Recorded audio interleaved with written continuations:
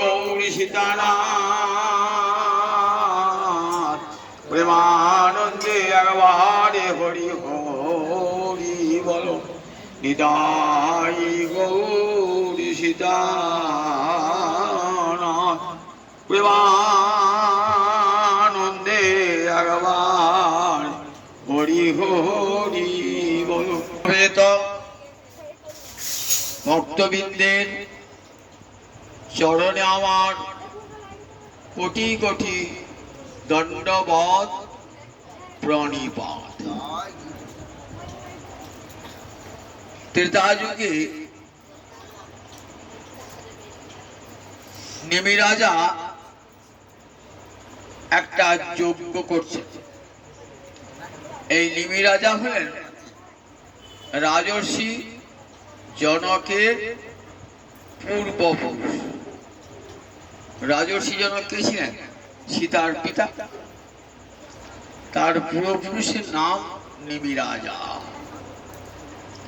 সেই যজ্ঞেতে একজন করে যোগীন্দ্র যাচ্ছেন আর একটি করে রাজা প্রশ্ন করছেন, উত্তর দিয়ে চলে আসেন। ভাগবতের নাম নব যোগীন্দ্র সংবাদ। একজন যোগীন্দ্রকে জিজ্ঞাসা করলেন, মহারাজ কলির সাধন কি?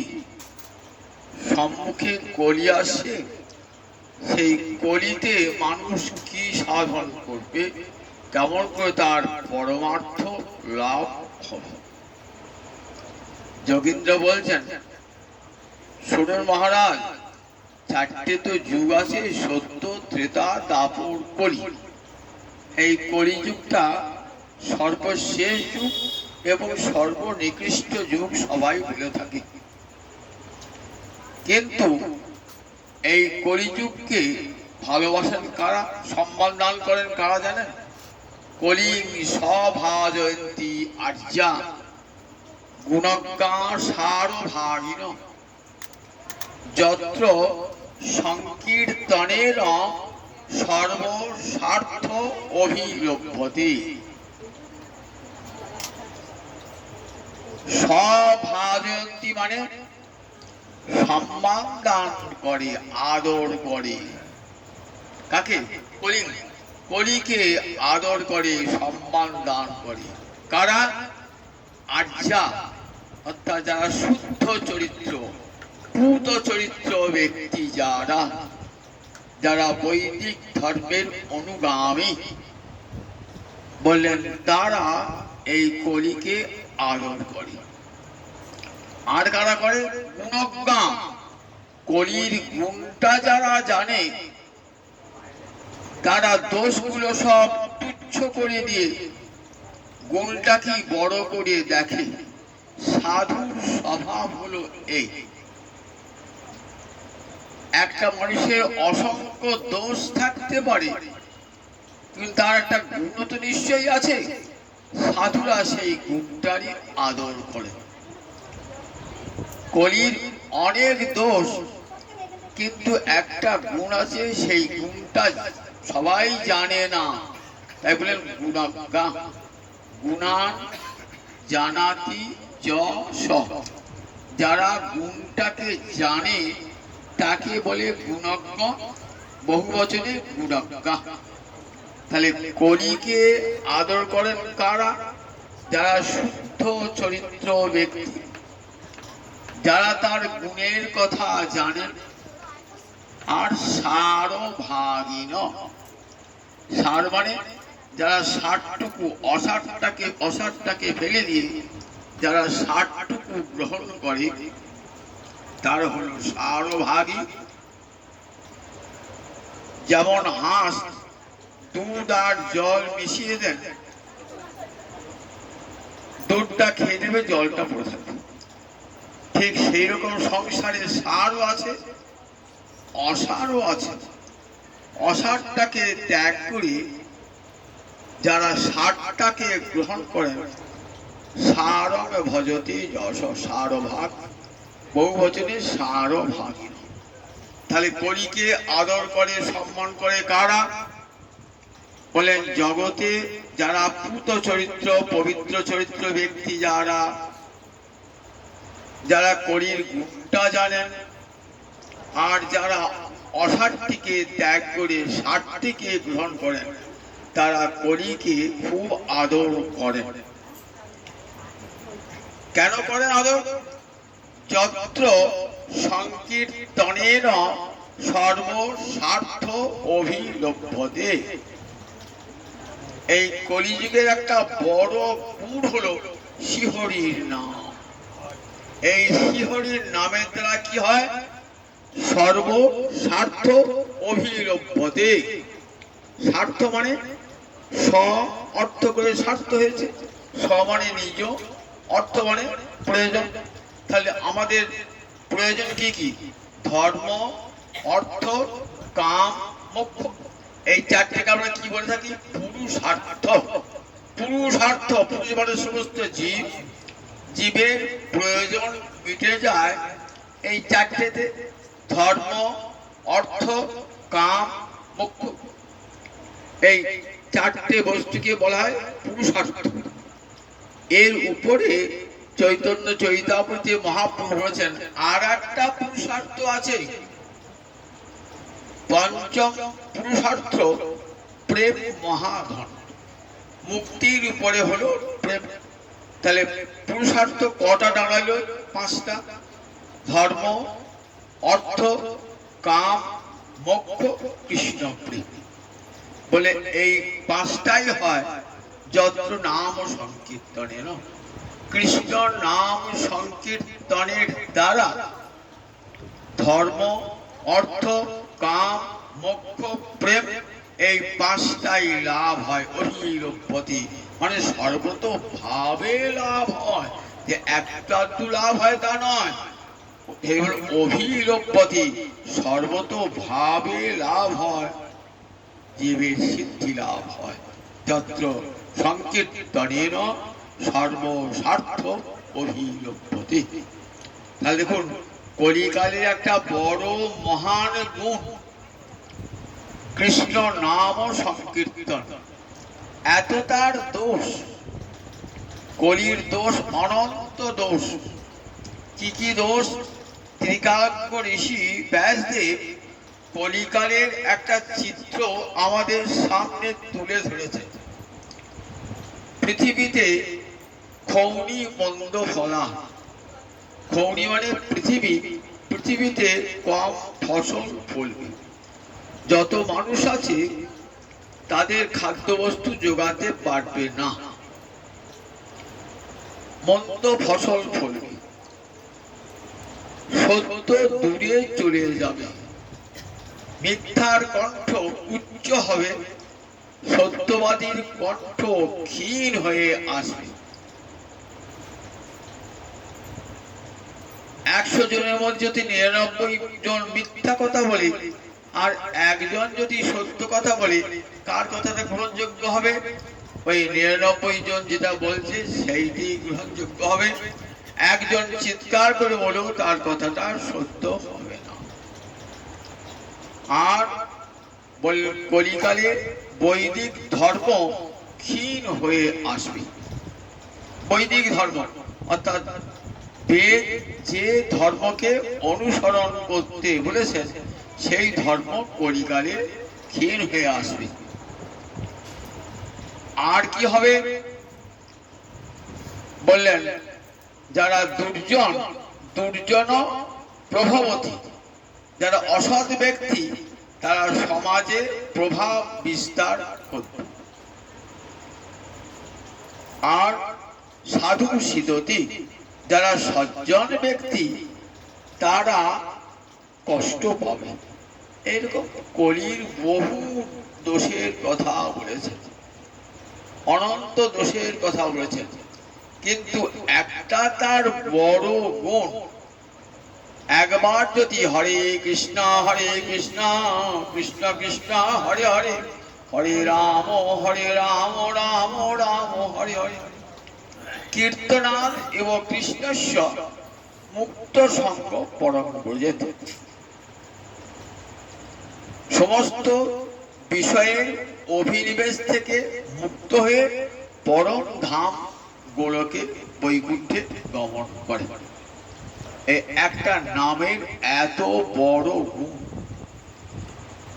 মহারাজ পরীক্ষিত, যিনি যুধিষ্ঠিরের বংশধর, তিনি কলি সাক্ষাৎ পেয়েছিলেন।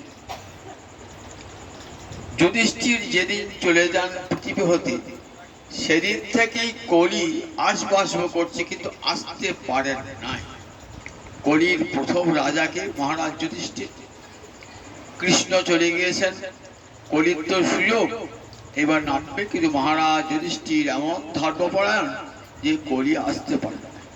যুধিষ্ঠির চলে গেলেন, মহারাজ পরীক্ষিত আমলে কলি নেমে এলেন, তার প্রভাব বিস্তার শুরু করলেন।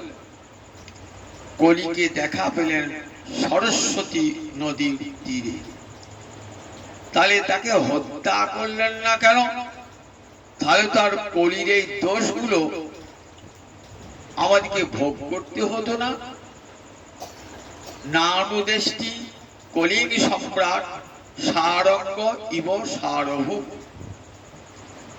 মহারাজ পরীক্ষিত কলিকে হিংসা করলেন না, তাকে ধ্বংস করলেন না। কেন? সারঙ্গ ইব সারভূম। সারঙ্গ মানে ভ্রমর।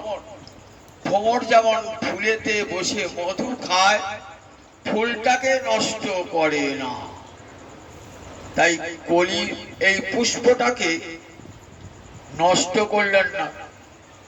কেন? এই কলি পুষ্পে হরিনাম মধু আছে বলে। আমার গৌর হরি আসবেন কলিযুগে। হরে কৃষ্ণ কৃষ্ণ কৃষ্ণ হরে হরে, হরে রাম রাম রাম হরে হরে।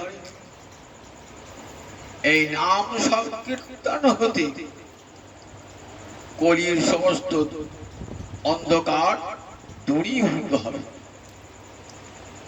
তাই নয়নানন্দ একটি গানে বলেছেন, কলি ঘোরতে গ্রাস হলো জগজন, ধর্ম করম গেল দূর, অসাধনে চিন্তামণি আমার বিধি মিলা হলো আনি। আমার গোড়া বড় দয়া ঠাকুর, গোড়া গুণ কহ না যায়, কত শত আনন কত চতুরানন, ওর নাহি পায়। কত ব্রহ্মা, কত কোটি কোটি ব্রহ্মা এই গোড়াগুণ বর্ণনা করে শেষ করতে পারে না। আমার গৌরাঙ্গ হরি বলেন, দয়ার ঠাকুর এলেন জগতে জীবকে হরিনাম দান করবার জন্যে। কলির সব কলি ঘোর তিমির গ্রাস হলো জগতে, ধর্ম কর্ম গেল দূর। যেই কলি এলেন, ধর্ম কর্ম সব দূরে চলে গেল। চৈতন্য ভাগবতটা পড়লেই দেখতে পাবেন। নবদ্বীপে এত পণ্ডিত ব্যাকরণের বিচার করেন, ন্যায় শাস্ত্রের বিচার করেন, দর্শনের বিচার করেন, কিন্তু কোথাও গীতা ভাগবত ভক্তি শাস্ত্র পড়ানো হয় না। আবার যারা করবে তাদের ঠাট্টা পরিহাস ভয় দেখায়। তখন বিধর্মীর শাসন। অদ্বৈত প্রভু কি করতেন? ৫-৭টি লোক বৈষ্ণবকে নিয়ে হরিকথা বর্ণনা করতেন বসে বসে। এত লোক নবদ্বীপে, কেউ কিন্তু হরিনাম হরিকথা বলে না। কি হয় নবদ্বীপে? সেখানে কেবল মঙ্গল চণ্ডীর গীতি করে জাগরণে, দম্ভ করি বিষহরি পূজে কোন জনে। মঙ্গল চণ্ডীর গান গায়, মনসা পুজো করে, বিশ্বরী পূজা করে, কিন্তু কৃষ্ণ নামে ভক্তি শূন্য সকল সংসার। কেউ কৃষ্ণ ভালোবাসে না, কোথায় কৃষ্ণ নামে নাই কেউ কৃষ্ণ ভালোবাসে না। এমনই অবস্থায় আমার মহাপ্রভু আবির্ভূত হলেন কলির এই অন্ধকার দূর করবার জন্য। সঙ্গে নিয়ে এলেন নাম ও সংকীর্তন। বলেন, ওহে কলির জীব, তোদেরকে আর জপ তপ ভজন সাধন কিছুই করতে হবে না। বসে ঘরে বসে বসে হাত তালি দিয়ে হরে কৃষ্ণ কৃষ্ণ কৃষ্ণ হরে হরে, হরে রাম রাম রাম হরে হরে, এই হরি নামে তাই সর্বকার্য সিদ্ধ হবে। শ্রীমদ্ ভাগবতের ষষ্ঠ স্কন্ধে সুখদেব আমাদেরকে এই হরিনামের মহিমা শুনিয়েছেন। সেখানে 28 প্রকার নরকের কথা মহারাজ পরীক্ষিতকে শোনালেন, যে এই পাপ করলে এই নরক, এই পাপ করলে এই নরক, এইরকম 28 প্রকার নরকের কথা মহারাজ পরীক্ষিতকে সুখদেব শোনালেন। বলছে, মুনিবর, এই নরক থেকে কি মুক্তি পাওয়া যায় না? নরক যন্ত্রণা থেকে? বললেন, হ্যাঁ পাওয়া যায়। শাস্ত্রে প্রায়শ্চিত্তের বিধান আছে। পাপ করলে পারে পাপ থেকে মুক্তি পাওয়ার জন্য কি বলবেন পণ্ডিতরা? বলবেন প্রায়শ্চিত্ত করো, প্রায়শ্চিত্ত করো, প্রায়শ্চিত্ত করতে বলবেন। তাহলে প্রায়শ্চিত্তে তারা কোনো কাজ হয়? মহারাজ পরীক্ষিত যেন বললেন, মহারাজ পরীক্ষিত বলছেন, আপনি যে প্রায়শ্চিত্তের কথা বললেন, সেই প্রায়শ্চিত্তে কি অনেক ক্ষেত্রে ব্যর্থ হয়ে যাচ্ছে। কিরকম? ক্বচিৎ নিবর্ততে অভদ্রাৎ, ক্বচিৎ চরতি চ তৎপুনঃ। কেউ কেউ হয়তো পাপ থেকে বিরত হলো কিছুদিনের জন্য, আবার কেউ কেউ সেই একই পাপ করতে লাগলো। কেমন না? তাই অত প্রায়শ্চিত্তং অপার্থং মন্যে কুঞ্জর সৌজবৎ। তাই আমি প্রায়শ্চিত্তকে মনে করি ব্যর্থ। কেমন? একটা উদাহরণ দিলেন, কুঞ্জর শৌচবৎ। কুঞ্জর মানে হাতি, শৌচ মানে স্নান। হাতির স্নানের মতো ব্যর্থ হয়ে যায়। মাহুত সরোবরে নিয়ে গেলেন, হাতিটার গায়ে অনেক কাদা, সরোবরে জল দিয়ে ধুয়ে ধুয়ে ধুয়ে ধুয়ে দেহটা পরিষ্কার করলেন। এইবার বাড়ি ফিরছেন, আবার দেখেছেন জলা জায়গা, কাদা, হাতি সেখানে শুয়ে পড়ে আবার লুটুপুটি খাচ্ছেন। যে দেহটা পরিষ্কার করা হলো, আবার সেই দেহটাই কেমন হলো? কর্দমাক্ত হয়ে গেল। তাহলে হাতিকে স্নান করানো ব্যর্থ হলো। ঠিক তেমনি যে পাপটা করলো তাকে যদি প্রায়শ্চিত্ত করানো হয়, তাহলে প্রায়শ্চিত্তটা নিরর্থক হয়ে গেল। আচ্ছা, প্রায়শ্চিত্ত তো কর্মকাণ্ডের ব্যাপার, কিন্তু গীতা যে বলেছেন জ্ঞানাগ্নি দগ্ধ কর্মাণং ভস্মসাৎ কুরুতে যথা। জ্ঞানাগ্নি দগ্ধ কর্মাণি, সমস্ত কর্মকে ক্ষয় করে, ভস্মসাৎ দগ্ধ কর্মাণি ভস্মসাৎ কুরুতে। জ্ঞানের আগুন সমস্ত পাপকে ছাই করিয়ে দেয়। সে প্রশ্নটা তুলেছেন মহারাজ পরীক্ষিত। প্রথম উত্তরটা ভালো লাগে না, দ্বিতীয় উত্তর চাই না। বলে, হ্যাঁ হ্যাঁ মহারাজ, জ্ঞানাগ্নির দ্বারা সমস্ত পাপ দগ্ধ হয়। জ্ঞানাগ্নি দগ্ধ কর্মাণি সমস্ত ভস্মাৎ করে চলছে, সমস্ত কর্ম ক্ষয় প্রাপ্ত হয়ে যায়। কেন কেমন ক্ষয় জানো? বেণুগুল্মম ইবানলম। বেণুগুল্মম মানে, বেণু মানে বাঁশ, গুল্ম মানে ঝাড়। বাঁশের ঝাড়ে যদি আগুন লাগিয়ে দেওয়া হয়, বাঁশগুলা পুড়ে ছাই হয়ে গেল। আপনি ভাবলেন ভারী হলো বাবা, মনটা পুড়ে ছাই হয়ে গেল। বলে, দাঁড়াও, আবার বর্ষাকাল আসুক। বর্ষাকাল এলে দেখবে আবার যেমন বাঁশের বন তেমনি হয়ে গেছে। কি করে হবে? বলে আগুনটা তো মাটির নিচে যায় না, উপরে বাসগুলোকে পুড়িয়ে দিয়েছে, কিন্তু মাটির নিচে যে মূলটা রয়েছে সেটা যেমন কাজ তেমনি আছে। জলটা গিয়ে আবার যেই মূলে পড়লো, আবার ধীরে ধীরে বাঁশ গাছ বার হতে লাগলো। তাহলে জ্ঞানাগ্নির দ্বারা কর্ম ধ্বংস হয় কেমন? ওই বাঁশের ঝাড়ে আগুন লাগালে যেমন বাঁশ পুড়ে যায়, আবার হয় ঠিক তেমনি জ্ঞানাগ্নির দ্বারা পাপ ধ্বংস হয়, কিন্তু আবার নতুন করে পাপ হয়। আমরা দেখেছি অনেক জ্ঞানী লোক আবার নতুন করে পাপে নিযুক্ত হয়। বললেন তাহলে কি পাপ বিনাশের কোনো উপায় নাই? বলে হ্যাঁ, সম্পূর্ণভাবে পাপ বিনাশের একটা উপায় আছে, সবাই সেটা জানে না। তারা এই কর্মকাণ্ডের প্রায়শ্চিত্ত আর জ্ঞানাগ্নির কথাই শুনে মনে রাখে, কিন্তু আর একটা পাপ ধ্বংস করার জন্য আর একটা উপায় আছে। কিসের উপায়? কেচিৎ কেবলয়া ভক্তা বাসুদেব পরায়ণা অঘং ধুন্নন্তি কার্ষ্ণেন নিহারণ ইব ভাস্কর।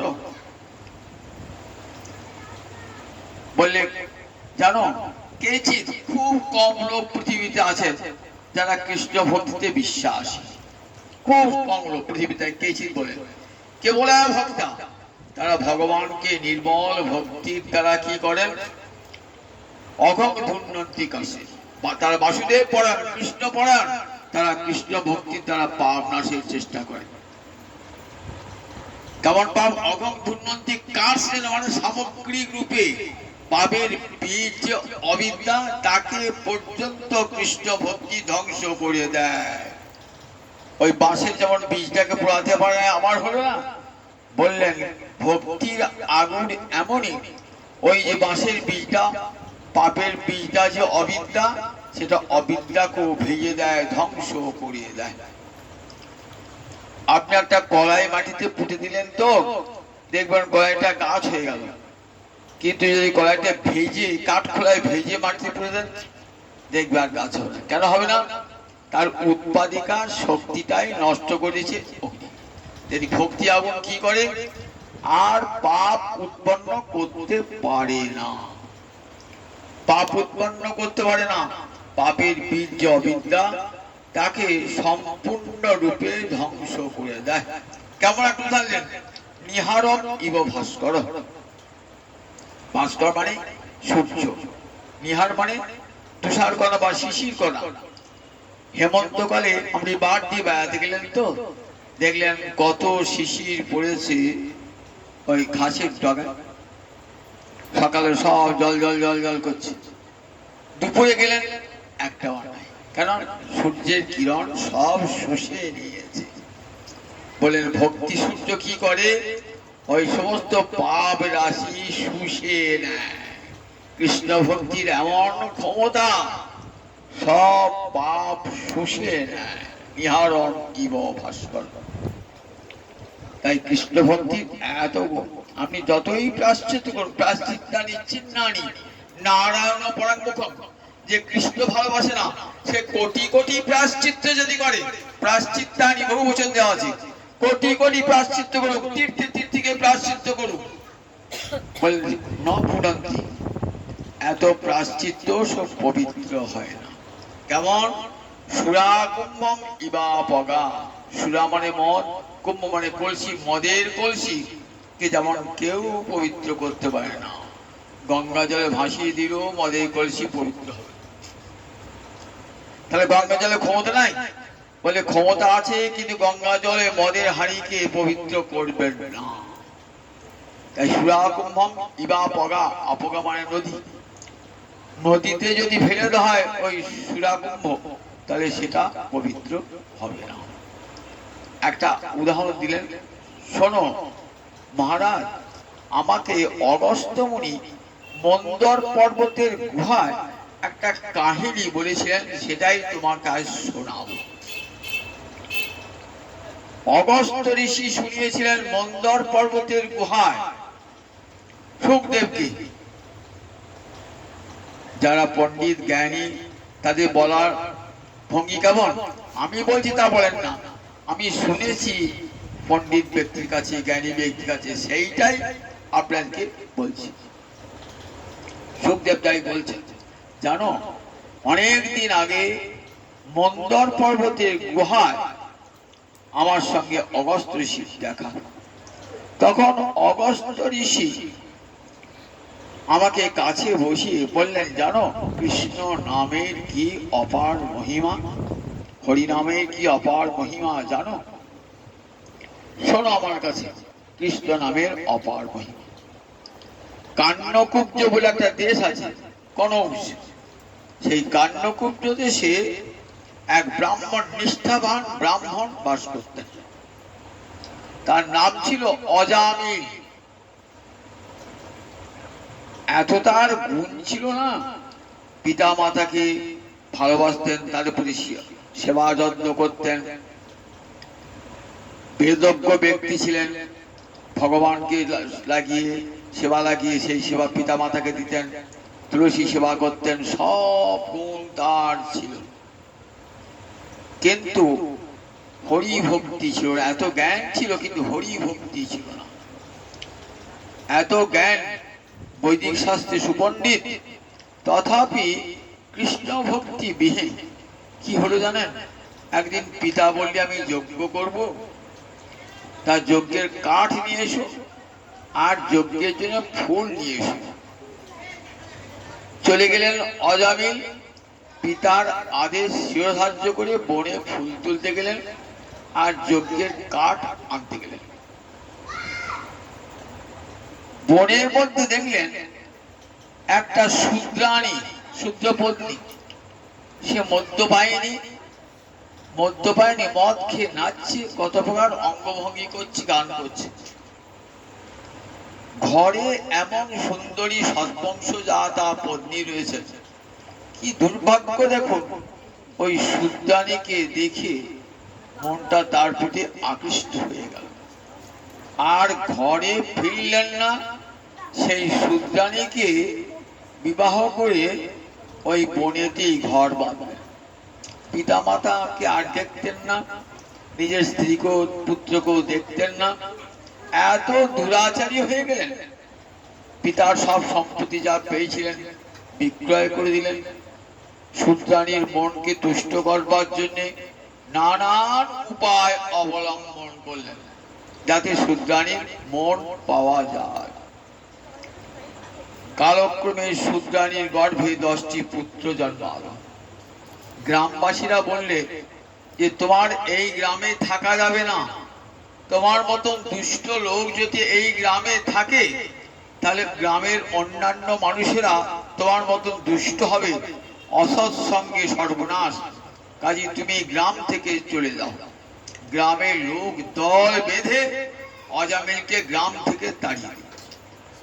তখন অজামিল কোথায় যাবেন? বনের মধ্যে একটা কুঁড়ে ঘর তৈরি করে সেখানে থাকতে লাগলেন। টাকা পয়সা কিছু তো আর নাই। এবার কি করবেন? ব্রাহ্মণের, বেদজ্ঞ ব্রাহ্মণের ছেলে হয়ে, নিজে বেদজ্ঞ হয়ে দেখুন কি কি দুরবস্থা। চুরি ডাকাতি রাহাজানি, বনের মধ্যে কেউ গেলে তার কেড়ে কুড়ে নিচ্ছে, তাকে হত্যা করছে। হেন পাপ নয়, ব্রহ্মহত্যা, গোহত্যাতে কারণ করে সকল প্রকার মিত্র হত্যা সব করছেন শূদ্রাণীর মনটাকে তুষ্ট করবার জন্য। কিভাবে অধঃপতন হয়ে গেল! এত জ্ঞান থাকা সত্ত্বেও, বেদজ্ঞ ব্রাহ্মণ হওয়া সত্ত্বেও তার কেমন পতন হয়ে গেল! কৃষ্ণ ভক্তি না থাকার জন্য তার পতন হয়ে গেল। জ্ঞানীর পতন হয়, যোগীর পতন হয়, কিন্তু কৃষ্ণ ভক্তের কোনো পতন হয় না। ভক্তি ভানে সব সময় রক্ষা করেন তাকে। অজামিল কেমন পতন হয়ে গেল দেখুন। আর সে, তাকে কেউ ব্রাহ্মণ বলে না, তাকে কেউ সম্মানও দান করে না, তার মুখ দেখে না কেউ। কেমন কৃপা হয়ে দেখুন নামে।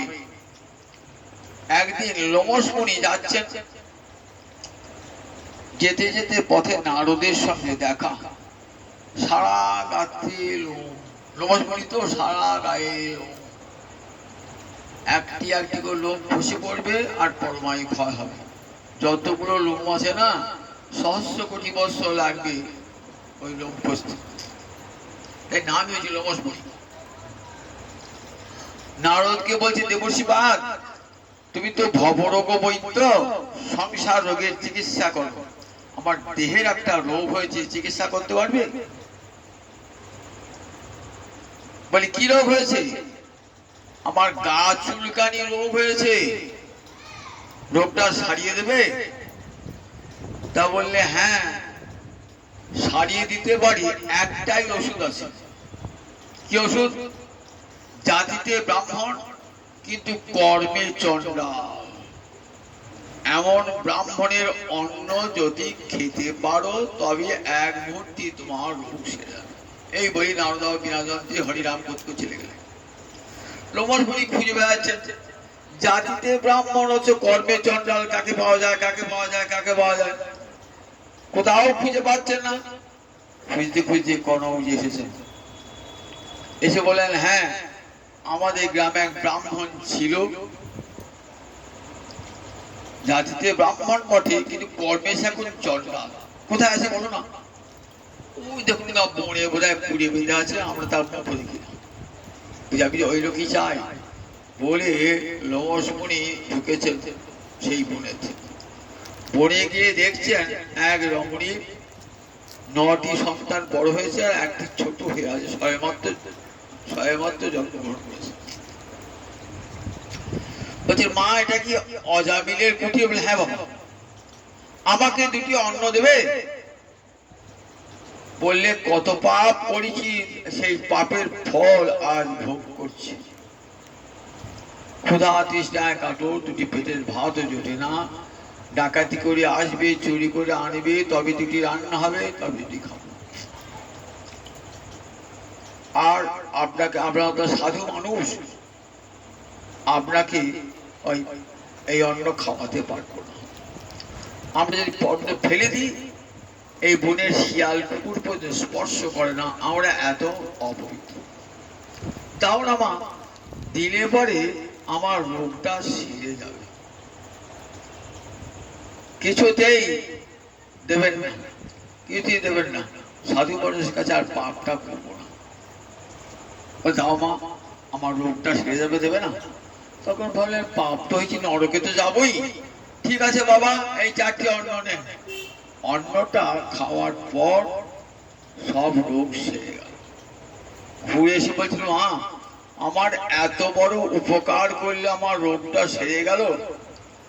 আমি ভাবছি উপকার করে তার একটা প্রত্যুপকার করতে হয়, তাই তোমার একটা উপকার করবার ইচ্ছা আমার মনে জেগেছে। কি উপকার বাবা? আচ্ছা, তোমার এমন কোন ছেলে আছে যার নামকরণ এখনো হয় নাই? বলে, হ্যাঁ আচ্ছা, এই সত্য ভূমিষ্ঠ হয়েছে।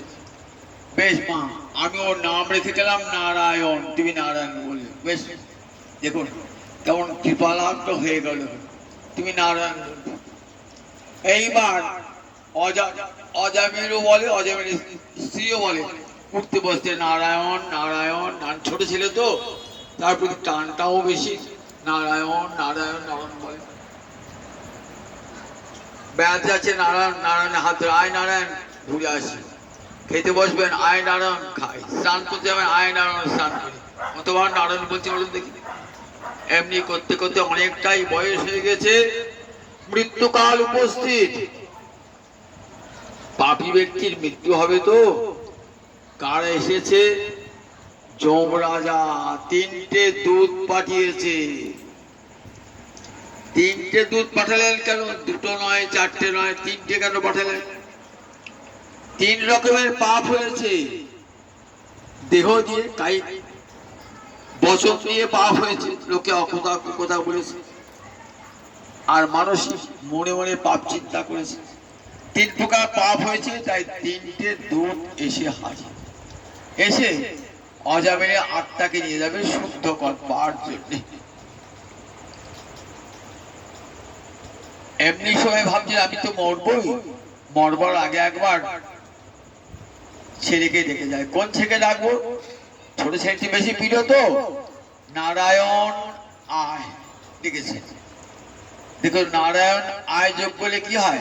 নারায়ণায় হয়ে যায়, সংস্কৃত মন্ত্র হয়ে গেল। যেই বলেছেন নারায়ণ আয়, সঙ্গে সঙ্গে নারায়ণ 4 জন দূত পাঠালেন। দূতরা বলছে তোমাকে ডাকে নাই। ও নিজের ছেলের নাম নারায়ণ বলে ডাকছে। নারায়ণ বলছে নামটা তো আমার, সে যেমন করেই ডাকুক, নামটা তো আমার, ডাকলি আমি যাই। আমার নাম ধরে ডাকে না জানি, কিন্তু নাম তো নারায়ণ, নাম তো আমার। যা তোরা ওকে নিয়ে আয় আমার কাছে। 4 জন বিষ্ণু দূত এসে আছে, 3 জন ধর্মরাজের দূত আর 4 জন বিষ্ণুর দূত। দেখছে টানাটানি করছে দেহটাকে, বলে কোথায় নিয়ে যাবে? সূক্ষ্ম দেহটাকে নিয়ে যাবে। কোথায় নিয়ে যাবে? জমালয় নিয়ে যাব। কেন? পাপ করেছে তো, দণ্ডদান করব। দণ্ডে ন শুদ্ধ, দণ্ডের ফলে আবারও শুদ্ধ পবিত্র হয়ে জন্মগ্রহণ করব। সব পাপ ধ্বংস হয়ে গেছে। কি করে ধ্বংস হলো? ওই নারায়ণ নাম করে ডেকেছে না, বিষ্ণুরা বলছে তার সব পাপ ধ্বংস হয়ে গেছে। ও তো নিজের ছেলের নাম বলেছে, নারায়ণ নাম, ভগবান নারায়ণ নাম তো বলে নাই। বিষ্ণু দূতেরা বলছে তোমরা ধর্মকর্ম জানো না, আর বলছে আমরা ধর্মরাজের দূত। ধর্মরাজ, ধর্মরাজের দূত, আমরা ধর্মকর্ম জানি না। পাপ করেছে তাকে কোথায় নিয়ে যাবো? নরকে নিয়ে যাবো, শাস্তি দান করবো। বলে সব পাপ ছিল ধ্বংস হয়ে গেছে, এটা জানো না? কি করে ধ্বংস হলো? নারায়ণ নাম উচ্চারণ করেছে, ও তো ছেলের নাম। বললেন এতাবতা অলং অঘ নির্হরণায়, এইটাই যথেষ্ট। পাপ ধ্বংসের জন্য এটাই যথেষ্ট। পাপ ধ্বংসের জন্য এই নামাভাসটাই প্রয়োজন। ছেলের নাম ধরে যদি রাম হরি নারায়ণ বলে, তাকে কি বলে? শাস্ত্রে বলে নামাভাস। নামাভাসেও নামের শক্তি যায় না। চৈতন্য চৈতামৃতে কবিরাজ গোস্বামী পাদ বলছেন অন্যত্র সংকেতে হয় নামাভাস, তথাপি নামের তেজ না হয় অবিনাশ। অন্যত্র সংকেত, নিজের ছেলে ভাইপো ভাগ্নে নারায়ণ হরি রাম লিখেছেন তো, তাতেও কিন্তু ভগবানের নামই করে বলে নামাভাস। নামাভাস হলো নামের শক্তি যায় না। সুতরাং ছেড়ে দাও। আমরা একে নিয়ে যাবো কোথায়? আমরা একে নিয়ে যাবো, তুমি ছেড়ে দাও বিষ্ণুর কাছে। চলে গেলেন ধর্মরাজের দূতেরা, ব্যর্থ হয়ে চলে গেলেন কোথায়? যমরাজার কাছে। দেখতেন মনটা খুব ভারী ভারী। কি হলো রে? তোমার আদেশ কোথাও প্রত্যাখ্যাত হয় না, কিন্তু আজ যেখানে গেলাম না, জানো 4 জন লোক কোথা থেকে এলো, তারা এসে বললেন দেখো এর সব পাপ ধ্বংস হয়ে গেছে নারায়ণ নামেতে। ছেলের নাম করেছে, তাতেই বলছে সব পাপ ধ্বংস হয়ে গেছে। কিরম লোক করে দেখতে? বলে সব 4 হাত, শঙ্খ চক্র গদা পদ্ম হাতে সবাই। বৈকুণ্ঠের নারায়ণ যেমন না, নারায়ণের যারা পার্শ্বদ তাদের এরকম রূপ। তখন বুঝতে পারলেন যমরাজা সব নারায়ণের চর এসেছে, দুধ এসেছে। তখন যমরাজা জোড়হাত করে প্রণাম জানাচ্ছেন নারায়ণকে। হে নারায়ণ, আমার দূতেরা আপনার দূতের সঙ্গে অভব্য ব্যবহার করেছে, তার জন্য আমি দায়ী। আপনি আমাকে ক্ষমা করুন, তাদেরকে ক্ষমা করুন। দূতরা বলছে তাহলে যারা নাম করবে তাদের কাছে যাবো না? বলে না। কাদের কাছে যাবো? জিহ্বান ভক্তি ভগবত গুণনাম ধেয়। যাদের জিহ্বা কোনদিন হরে কৃষ্ণ কৃষ্ণ কৃষ্ণ হরে হরে, হরে রাম রাম রাম হরে হরে, এই নাম যারা করে না, নাম শুনলে ঠাট্টা উপহাস করে, বললেন তাদেরকে নিয়ে আসবে আমার কাছে। ভগবানের গুণনাম যারা করে না, চেতশ্চ ন নমতি, যাদের চিত্ত নত হয় না, শিরশ্চ ন নমতি, যাদের মস্তক নত হয় না গোবিন্দের চরণে, গোবিন্দ ভক্তের চরণে, তাদেরকে দান অনর্থ, তাদেরকেই একমাত্র নিয়ে আসবে আমার কাছে। অসত অকৃত বিষ্ণু কৃতান, বলেন তারা জগতে অসৎ ব্যক্তি, তারা বিষ্ণুকৃত্য করেন, এমন সুন্দর মানব জন্ম লাভ করে একদিনও হরি বলল না। বলেন দান অনর্থম, একমাত্র তাদের কাছে তাদেরকে নিয়ে আসবে আমার কাছে। হরিভজন যুক্ত ব্যক্তিকে কোনদিন আমার কাছে আসবে না। যমরাজা 12 জন কৃষ্ণ ভক্তের মধ্যে একজন, দেখবেন ভাগবতে ষষ্ঠ স্কন্ধে বলা আছে, দ্বাদশ মহাজন মানে মহান ব্যক্তি। মহৎ ব্যক্তি কারা? কৃষ্ণ ভক্তিতে যারা বিশাল, যাদের ভজন বিশাল, তাদেরকে বলে মহাজন। কে কে? স্বয়ম্ভু, নারদ, শম্ভু, কুমার, কপিল, মনু, প্রহ্লাদ, জনক, ভীষ্ম, বলি, বৈয়াসকি, বয়ম। এই 12 জন আমরা জানি।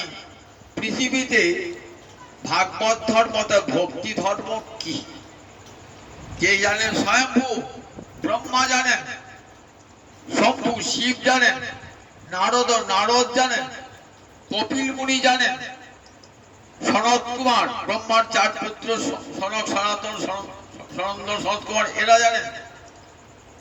আর প্রহ্লাদ জানেন, রাজর্ষি জনক জানেন, ভীষ্ম জানেন। প্রহ্লাদ, জনক, ভীষ্ম, পিতামহ ভীষ্ম জানেন। আর বলিরাজা, যাকে গোবিন্দ কৃপা করেছেন, বলিরাজা দৈত্যরাজ বলি, তিনি জানেন। আর আমি জানি। এই 12 জন পৃথিবীতে জানি কৃষ্ণ ভক্তি কি বস্তু। ভাগবত ধর্ম আমরা ছাড়া কেউ জানে না। সুতরাং দেখো, কৃষ্ণ নাম যদি নামাভাসও কেউ করে, তার অসামান্য শক্তি, কৃষ্ণ নামের এত শক্তি। সুতরাং দেখো, যারা কৃষ্ণ নাম করে না, যাদের জিহ্বা হরিনাম কোনোদিন করে নাই, যাদের মাথা কোথাও নষ্ট হয় না, যাদের চেতশ্চন সরতি, যাদের মন একদিনও কৃষ্ণ পাদপদ্মকে স্মরণ করে না, দান আনন্দ, একমাত্র তাদেরকেই নিয়ে আসবে আমার কাছে। দেখুন, কৃষ্ণ ভক্তকে জমালয়ে বা প্রেতলোকে যেতে হয় না। গীতা ভাগবত তার সাক্ষী। বললেন ব্রহ্মাদি, বলেন জগতে সবাই যায়, কোথায়? আবার আসবে, ফিরে ফিরে আসবে, যেখানেই যাক আবার ফিরে আসবে, যতদিন মুক্তি না হচ্ছে। কিন্তু আমার কাছে যারা যায়, যদ্গত্বা ন নিবর্তন্তে তদ্ধাম পরমং, যেখানে গেলে আর ফিরে আসতে হয় না, সেটি হলো আমার ধাম। বলে কৃষ্ণ ভক্ত আমার লোকে চলে যায়, সমস্ত অধর্ম তার বিনষ্ট হয়ে যায়। এরপরে অজামিল কি করলেন? অজামিল হরিদ্বারে বসে বলছেন, মহারাজ দেখো, অনাদরে হরিনাম করলে তার এই ফল, আর যদি আদর করে কিউ তো শ্রদ্ধয়া গিরণ, যদি আদর করে কেউ হরিনাম করে তার কি ফল লাভ হবে? অজামিল হরিদ্বার একটি মন্দিরে বসে দিবারাত্র কৃষ্ণ নাম জপ করতে লাগলেন। হরে কৃষ্ণ কৃষ্ণ কৃষ্ণ হরে হরে, হরে রাম রাম রাম হরে হরে। তখন বিষ্ণু দূত এলেন, নিয়ে গেলেন কোথায়? রথে চড়িয়ে। সারূপ্য মুক্তি পেয়ে গেলেন। সারূপ্য ঠিক সমান রূপ, কৃষ্ণ গোবিন্দের যেমন বৈকুণ্ঠে সেই সমান রূপকে মুক্তি বলেন সারূপ্য মুক্তি। 5 প্রকার মুক্তি আছে: সাযুজ্য, সামীপ্য, সারূপ্য, সারূপ্য, শাস্তি। তার সারূপ্য মুক্তি হলো সারূপ্য মুক্তি হলো ভগবানের যা রূপ সেই রূপই পেয়ে যায়। ভগবান যেমন 4 হাত বৈকুণ্ঠে, তেমনি 4 হাত যুক্ত হয়, ঠিক যেমন নারায়ণের রূপ। এই সারূপ্য মুক্তি পেয়ে গেল, চলে গেল অজামিল। এই অজামিলের কাহিনী শুনিয়ে দেখুন, বললেন দেখো যে ভগবানের নাম অনাদরে করলে এত ফল, তাহলে আদর করলে কি না ফল হয়। সুখদেব হরিদ্বারে ব্রহ্মকুণ্ডের তারে তার সমস্ত ভক্তবৃন্দ শোনাচ্ছেন যে দেখো হরিনামের কি অপার মহিমা। হরিনামের বিশেষ করে এই কলিযুগে হরিনামের বিশেষ মহিমা। যে কলিযুগে ধ্যান হবে না, যে কলিযুগে যজ্ঞ হবে না, যে কলিযুগে যাগযজ্ঞ অর্চনা পর্যন্ত হবে না, সেই কলিযুগে কলৌ তদ হরি কীর্তনাথ। কলিতে একমাত্র হরিনাম সংকীর্তনের দ্বারাই সমস্ত স্বার্থ অভিলভ্যতি। ধর্ম, অর্থ, কাম, মোক্ষ এবং পঞ্চপুরুষার্থ প্রেম পর্যন্ত লাভ হবে। আমার মহাপ্রভু দিয়ে গেলেন যে নাম, সে নাম নামের দ্বারা কি পাওয়া যায়? অন্যান্য যুগে হরিনাম ছিল, সেই হরিনামে বড় জোর মুক্তি পাওয়া যেত, কিন্তু কৃষ্ণ প্রেম পাওয়া যেত না। আর আমার মহাপ্রভুর যে প্রেম দান, সেই প্রেম দানে কি হয়? মহাপ্রভুর নাম দান, সেই নাম দানে কৃষ্ণ প্রেম লাভ হয়ে যায়। নাম প্রেমের মালাগাথি পড়াইল সংসারে। আমার গৌরাঙ্গ হরি নাম দিলেন, নামের সঙ্গে কৃষ্ণ প্রেম দান করলেন। তাই অন্যান্য যুগের নামের সঙ্গে কলিকালের কৃষ্ণ নামের পার্থক্য আছে। কলিকালে কৃষ্ণ নাম করে মুক্তি তো হয়, উপরন্তু কৃষ্ণ প্রেম লাভ হয়ে যায়, যেটা অন্য যুগে হয় না। কারণ রাধারানী প্রেম বুকে করে আমার গৌরাঙ্গ হরি এসেছেন, তো তার মুখ থেকে কৃষ্ণ নাম বার হচ্ছে, সেই কৃষ্ণ নামে রাধারানীর প্রেম যুক্ত হয়ে আছে। তাই কৃষ্ণ নাম সাধন, আবার নাম সাধ্য। নাম করতে করতেই সিদ্ধি লাভ হবে, সাধ্য বস্তু কৃষ্ণ প্রেম লাভ হয়ে যাবে, জীবনটা ধন্য হয়ে যাবে, সার্থক হয়ে যাবে। এই নাম প্রচার করবার জন্য পাঠালেন নিতাই চাঁদকে। যাও নিতাই চাঁদ, কলিজীবের দ্বারে দ্বারে গিয়ে হরিনাম সংকীর্তন দাও, প্রেমের বন্যায় ভাসিয়ে দাও কলির জীবকে।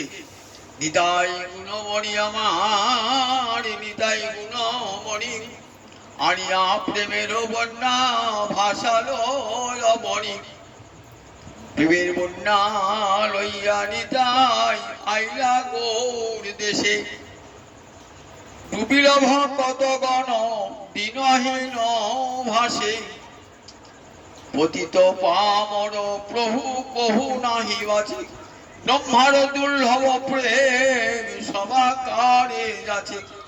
যে প্রেম ব্রহ্মা লাভ করেন নাই, সেই প্রেম কলির মানুষ পেয়েছেন আমার নিতাই চাঁদের করুণায়, নিতাই চাঁদের করুণায়। তাই লোচনদার আক্ষেপ করে বলছেন, লোচন বলে সেই বলে আমার নিতাই না ভজিল, বলে তা জানিয়া শুনিয়া সে আত্মঘাতী হইল। এমন হরিনাম আমার নিতাই চাঁদ জগৎ জগৎ জুড়ে দিলেন। জগতের দ্বারে দ্বারে গিয়ে অক্রোধ পরমানন্দ নিত্যানন্দায় একবার হরি বললে, তোদের হাতে ধরি, তোদের পায়ে পড়ি, এই নাম করলে কৃষ্ণ প্রেম লাভ হবে, মানব জীবন ধন্যাতি ধন্য হয়ে যাবে। হরে কৃষ্ণ কৃষ্ণ কৃষ্ণ হরে হরে, হরে রাম রাম রাম হরে হরে। বলেন কলির মুক্তির মন্ত্র একমাত্র হরিনাম। আর ভক্ত সঙ্গে বসে হরিকথা শ্রবণ করুন, এই দুটি নিয়ে যাবে গোবিন্দ চরণ পদ্মে যাবে। মানব জীবনটা পেয়েছেন গোবিন্দের করুণার দান, সেই জীবনটা সার্থক ধন্য হয়ে যাবে। জয় নিতাই, জয় নিতাই, জয় নিতাই।